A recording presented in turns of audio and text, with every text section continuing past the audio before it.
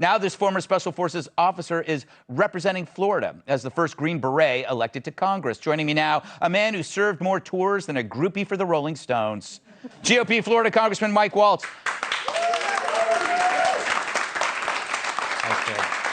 So, Congressman, well, let me just get your initial thoughts from today and the press conference from earlier today.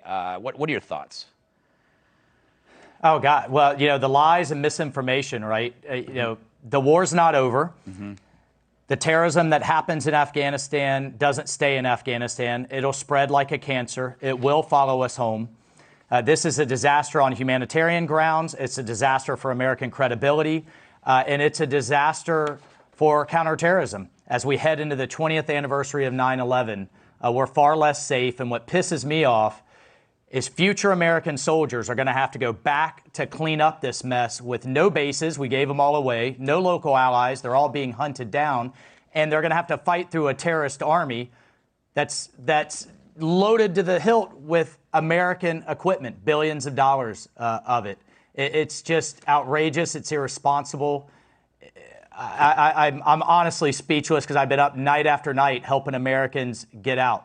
And they're still there, Greg. I was on the phone this morning with 2 American citizens and their children outside the gate of Kabul International. Really? But Biden left them behind.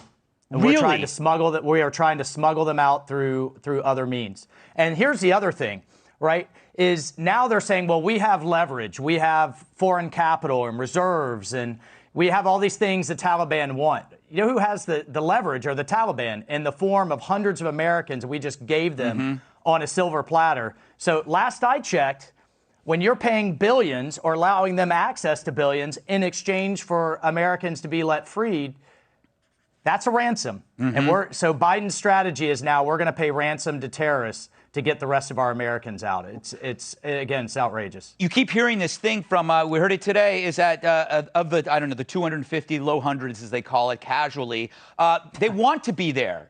Do you believe, what you just told me, clearly, they don't want to be there. But, sure, maybe there are some there that have family there, but what do you say to that when they keep saying, a lot of them want to be there?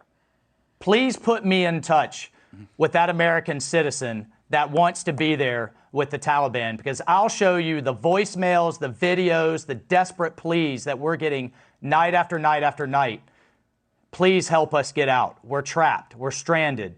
And right now we're faced because he shut down the airfield and wouldn't keep the troops there. So he kept his promises to the Taliban, but he broke his promises to the American citizens. Now we're having to smuggle them out.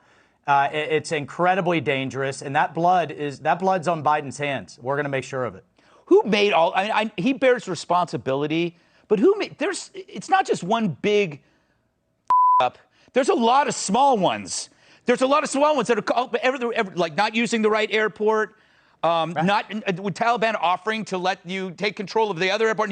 Is it just Biden, or who is this that's making these? Now, remember, Greg, the same team that's around Biden was the same one around Obama. Yeah. So let's add to the list, right? We had Benghazi. We had the trade for Berghdal. By the way, 2 of those Taliban terrorists that we traded for Berghdal are now in charge. We had the pullout of Iraq that led to the rise of ISIS. We had the Iran deal.